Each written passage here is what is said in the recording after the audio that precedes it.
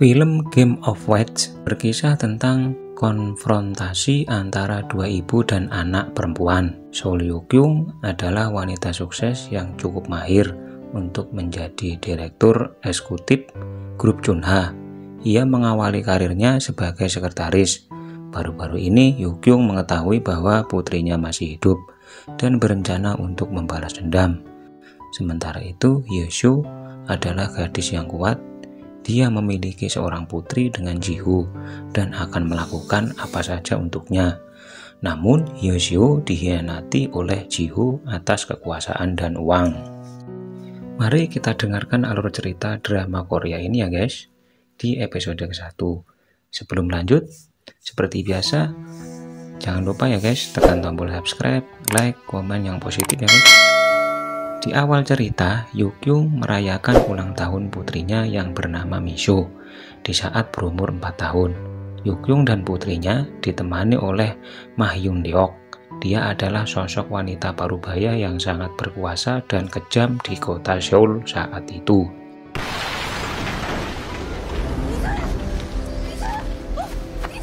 Kemudian ditiuplah lilin ulang tahun Miso dan dibantu oleh Hyo-kyung ibunya. Setelah meniup lilin, Miso langsung berlari untuk bermain.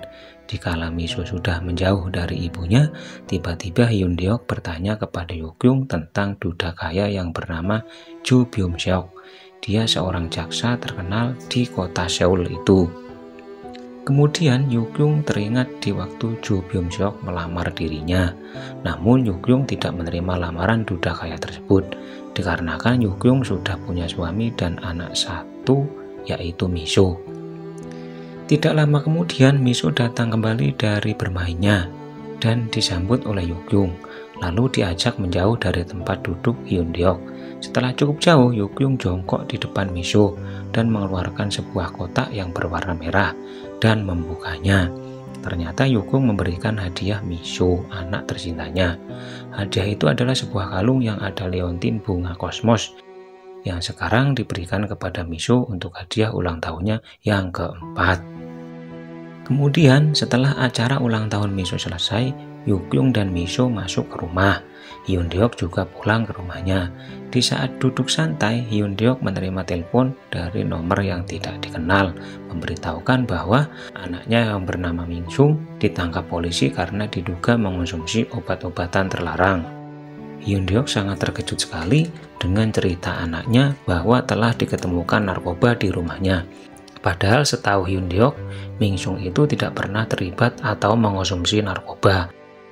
Setelah selesai berbicara dengan anaknya, Hyun-deok menerima telepon lagi. Telepon itu dari ketua Yeon, yaitu ketua Chunha. Ternyata beliau yang telah menjebak Min-sung, anak Hyun-deok. Tujuan ketua Yeon menjebak Min-sung agar Hyun-deok menyuruh jaksa Jo Byung-seok untuk membelanya di persidangan nanti. Dan juga disuruh berhenti menuntut perusahaan ketua Yeon tersebut. Jadi ketua Yeon meminta Hyun-deok untuk menghubungi jaksa Jo Byung-seok agar berhenti untuk mengancam perusahaan ketua Yeon dengan modus menjebak Min-sung tersebut. Namun Hyun-deok bingung dengan cara apa untuk membujuk jaksa yang handal dan terkenal itu. Kemudian Hyun-deok menengok keluar jendela. Di benak Hyun-deok terbayang ada Hyo-kyung dan Miso sedang bermain. Di saat itulah muncul pemikiran jelek, kejam, dan licik Hyun-deok terhadap Hyo-kyung dan putrinya. Seketika itu, Hyun-deok memanggil ajudannya untuk menemuinya. Setelah bertemu, Hyun-deok menceritakan tujuannya kepada ajudannya. Lagi-lagi dengan ancaman agar ajudannya itu mau melaksanakan perintah jahat Hyun-deok tersebut. Dan ternyata yang membunuh ayah Miso, suami Hyo-kyung tersebut adalah suruhan Hyun-deok dengan cara menabraknya. Untuk pembunuhan yang ini, Hyun-deok menyuruh ajudannya itu untuk membunuh Miso, putrinya Hyo-kyung, dengan cara membakarnya agar terkesan seperti kebakaran, bukan dibakar. Kalau ajudannya tidak mau, maka putri ajudannya itu sendiri yang akan mati. Begitulah ancaman Hyun-deok terhadap ajudannya. Setelah malam tiba, Hyun-deok mengajak Hyo-kyung minum anggur di depan rumahnya. Sedangkan Miso sudah tertidur pulas karena kelelahan seharian menikmati acara ulang tahunnya. Sambil minum, keduanya saling berbincang. Namun Hyun Deok fokus dengan misinya terhadap Yukyung dan putrinya. Sedikit demi sedikit, kata-kata Hyun Deok menyinggung tentang jaksa duda kaya tersebut, menawarkan kepada Yukyung agar mau dinikahinya. Tapi Yukyung tetap menolak dengan alasan cinta dan kasih sayangnya hanya untuk Miso dan suaminya saja. Namun apa yang terjadi selanjutnya? Tiba-tiba dari dalam rumah tempat tidur Miso meledak dan terbakar. Seketika itu pula Yukyung menjerit, menangis, memanggil putri tercintanya tersebut. Berkali-kali Yukyung memanggilnya, namun apalah daya Yukyung. Api terus membesar dan membakar rumah tersebut hingga habis. Rencana jahat Hyun Deok berhasil dengan sempurna. Kemudian di pagi harinya dimakamkanlah Miso di dekat makam ayahnya, yaitu Jung Ho Jin. Dengan isak tangis yang pilu, Yukyung mendoakan putri dan suaminya agar selalu tenang di alam sana. 8 tahun kemudian, Yukyung mendatangi rumah tempat putrinya terbakar dan meninggal secara tragis di waktu itu. Yukyung berdiri di depan rumah tersebut dan mengenang masa lalu di saat bersama putrinya, masa lalu yang manis maupun masa lalu yang pahit.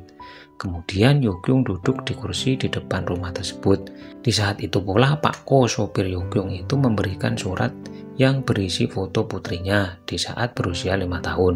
Dan ada pesan juga yang berbunyi, "Putri Miso masih hidup." Terkejutlah Yukyung melihat hal itu. Kemudian Pak Ko berkata, "Setiap panti asuhan sudah saya lacak keberadaan putri Nyonya. Namun hanya panti asuhan Sinar Matahari yang saya curigai kalau di situ tempat putri Nyonya. Karena beberapa hari setelah meninggalnya putri Nyonya, ada 3 anak perempuan yang dititipkan di panti asuhan itu tanpa identitas yang cukup jelas." Begitu kata Pak Ko, supir Yukyung. Kemudian Yukyung memberitahukan supirnya, "Usaha mencari putrinya ini jangan sampai ada yang tahu, termasuk suami Yukyung yang sekarang." Ternyata Yukyung jadi menikah dengan jaksa duda kaya Jo Byum Seok yang direncanakan Hyun Deok dulu itu. Dan misi Hyun Deok berhasil semuanya. Yukyung jadi menikah dengan Jo Byum Seok dan anaknya yang dijebak Ketua Yeon juga terbebas dari tuduhan penggunaan narkoba. Perusahaan Ketua Yeon juga aman. Kemudian Yukyung dan sopirnya menuju ke panti asuhan Sinar Matahari untuk mencari tahu keberadaan putrinya. Setelah sampainya di sana, Yukyung bertemu dengan direktur panti itu. Dia memberikan file ketiga anak tersebut. Dan ketiga anak tersebut golongan darahnya sama, golongan darah B, dengan nama Jin Soo-mi, Jung Hye-soo, dan Cha Kang-ju. Namun karena 8 tahun itu cukup lama, Yukyung jadi ragu untuk menentukan yang mana putri kandung yang sebenarnya. Namun direktur panti tersebut berjanji kepada Yukyung untuk mengambilkan sampel rambut dan sikat gigi untuk tes DNA ketiga anak tersebut. Terasa senanglah Yukyung saat itu. Ternyata putri semata wayangnya masih hidup. Namun Yukyung berpesan dan juga memberi imbalan uang kepada direktur panti itu, "Rahasiakan pencarian putri saya ini, karena suami saya tidak mau kalau ada rumor macam-macam tentang keluarganya." Begitu kata Yukyung kepada direktur panti tersebut. Dan direktur panti tersebut menjawab, "Saya akan menjaga rahasia ini sampai mati." Beberapa hari kemudian, tepat di hari ulang tahun ketiga anak panti itu tersebut, Yukyung merayakan ulang tahun mereka. Tujuannya agar Yukyung bisa lebih dekat dengan ketiga anak tersebut dan bisa merasakan kira-kira yang mana Miso anak kandungnya itu. Di sisi lain, Pak Ko, sopir Yukyung, juga sibuk mengamati ketiga anak panti tersebut dan mencari celah untuk mengambil ketiga gelas minuman anak tersebut, menukarnya dengan gelas lain. Tujuannya untuk dibuat bahan tes DNA. Padahal direktur panti itu sudah menjanjikan tes DNA tersebut. Kemungkinan Yukyung kurang percaya kepada direktur panti itu. Namun naasnya aksi Pak Ko, supir Yukyung tersebut diketahui oleh salah satu anak buah Hyun Deok. Tidak jauh dari acara ulang tahun tersebut, tampak Yukyung dan Hyundeok sedang berbincang-bincang. Di situ Hyundeok mengungkit masa lalu Yukyung bersama putrinya dan kenapa harus mengadopsi di antara ketiga anak panti itu. Pertanyaan Hyundeok kepada Yukyung, namun Yukyung dengan tegasnya menjawab, "Ini hanya engkau dan aku saja. Jangan sampai suami saya tahu tentang mengadopsi anak panti ini, karena kami akan membesarkannya sebagai Seyung," mendiang putri Bimseok. Namun karena Hyundeok memang mempunyai watak jahat terhadap Yukyung, dia tidak akan percaya apa yang dikatakannya. Hyundeok curiga kalau Yukyung mempunyai rencana buruk untuknya. Kemudian ketika anak panti tersebut keluar setelah ganti baju hadiah dari Yukyung tadi, ketiganya tampak sangat cantik sekali, apalagi Jung Hye-soo. Dia menggunakan gaun merah yang sama seperti gaun yang dipakai Miso waktu berumur 5 tahun.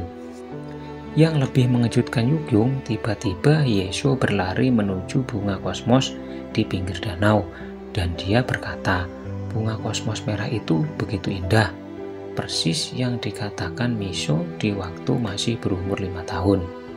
Dan ternyata Hyundeok memperhatikannya juga, dan dia berpikir bahwa Jung Hye-soo adalah Miso, karena dia tahu betul di saat Miso masih kecil.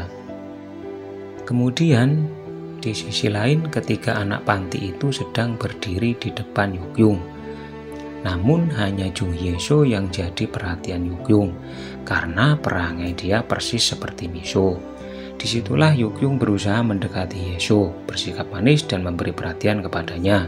Namun tanpa disadari dengan sikap Yukyung kepada Hye-soo seperti itu, membuat Cha Kang-ju jadi iri dan curiga. Ada apa sebenarnya di antara Hye-soo dan Yukyung? Entah angin apa yang membawa Cha Kang-ju itu, tanpa sengaja dia mendengarkan perbincangan antara Hyundeok dan Direktur Seo tentang Yukyung yang mencari putri kandungnya itu. Terkejutlah Cha Kang-ju dengan kenyataan itu. Dengan usia yang masih 12 tahun, ternyata Cha Kang-ju sudah mempunyai pemikiran licik dan jahat, dan dia juga mau merencanakan sesuatu yang jahat. Di saat malam tiba, di saat semuanya telah pergi, hanya tinggal anak-anak panti tersebut. Disitulah rencana Cha Kang-ju dimulai. Dia mendekati dan menginterogasi Hye-soo sedetail mungkin. Apakah benar kalau Hye-soo itu anak kandung Yukyung? Namun usaha Cha Kang-ju masih nihil, karena Hye-soo sudah lupa ciri-ciri ibu kandungnya. Setelah merasa cukup apa yang ingin dia ketahui, Cha Kang-ju merasa ngantuk dan pamit mau tidur kepada Hye-soo. Kemudian di pagi harinya Yukyung datang lagi ke panti sinar matahari itu. Dia menawarkan kepada ketiga anak panti, "Apakah kalian suka menonton Harry Potter?" Ketiga anak tersebut menjawabnya dengan kompak, "Iya." Namun di situ tidak ada Cha Kang-ju. "Baik, saya akan mengatur agar kalian menonton Harry Potter bisa duduk di paling depan." Begitu jawab Yukyung. Tidak lama kemudian Cha Kang-ju muncul dengan memakai gaun Hye-soo. Dia berkata, "Halo, selamat pagi. Hye-soo tidak cocok memakai gaun ini, maka dari itu dia memberikannya padaku. Betul kan Hye-soo?" Karena Hye-soo berhati mulia, dia menjawab, "Gaun ini memang cocok untukmu." Kemudian semuanya masuk ke kafe. Di kafe itu mereka berempat berbincang bercanda dengan asiknya, padahal mereka itu berlima. Yang satu siapa? Cha Kang-ju. Yang lain asik berbincang, dia hanya memperhatikan Yukyung dan Hye-soo saja, dan di dalam benaknya berpikir dan berencana sesuatu yang jahat dan licik. Setelah selesai mereka keluar dari kafe, namun terlihat Cha Kang-ju keluar sendirian dari kafe itu, dan tidak lama kemudian Hye-soo menyusulnya. "Tunggu Cha Kang-ju, kenapa kamu sendirian Hye-soo?" Direktur Yukyung mengantarkan Sun Min dan Kyung Hon pulang. Bercandalah kedua anak tersebut sambil berpelukan. Tanpa sengaja kalung liontin bunga kosmos Hye-soo terjatuh. Hye-soo berkata, "Kalung sudah lama, rantainya sudah tua, makanya putus." Kemudian Cha Kang-ju menengok ke seberang jalan. Di sana ada direktur panti itu berjalan sambil dipeluk seorang laki-laki. Ternyata dia baru keluar dari tempat hiburan. Namun kenapa mata Cakangju ditutupi tangan Hyeso? Seakan-akan Cakangju tidak boleh melihat dan Hyeso mengingatkan kepada Cakangju agar tidak berpikir buruk kepada orang-orang yang datang ke tempat seperti itu. Namun Cakangju menjawab, itu sangat menjijikkan. Hyeso menjawab lagi, jangan kau anggap direktur kita seperti tante-tante kesepian. Mungkin dia lagi stres dan butuh hiburan. Meskipun begitu dia tante kamu. Cakangju tambah marah dengan kata-kata Hyeso yang ini. Padahal tujuannya mengingatkan. Sambil mendorong Hyeso dan berlari, Cakangju berkata, apa yang kamu ketahui tentang diriku? Kemudian Cakangju berlari menuju ruangan direktur Shio. Dan Hyeso kehilangan jejaknya. Cakangju melampiaskan kemarahannya dengan mengobrak-abrik meja kerja direktur Shio hingga berkas-berkasnya banyak yang jatuh. Tidak disangka dia menemukan amplop yang tertulis hasil penelitian laboratorium. Dan Cakangju membukanya. Setelah dibaca ternyata itu hasil tes DNA dia sendiri, Sunming, dan Hyeso. Di tempat lain, Hyun-deok menelepon direktur Shio dengan marah-marah. Dia berkata, kenapa hasil tes DNA sudah keluar, kamu tidak memberitahu aku? Kamu ini hanya seorang kacung. Kenapa kamu melupakan apa yang aku perintahkan? Begitu kata Hyun-deok kepada direktur Shio. Dan bersambung ke episode kedua. Sampai di sini dulu ya guys, episode ke-1 ini. Mohon maaf kalau ada salah kata atau sebutan dari karakter drama ini. Sampai di sini dulu ya guys, drama Game of Fates ini yang episode ke-1. Sampai jumpa di episode selanjutnya. Terima kasih.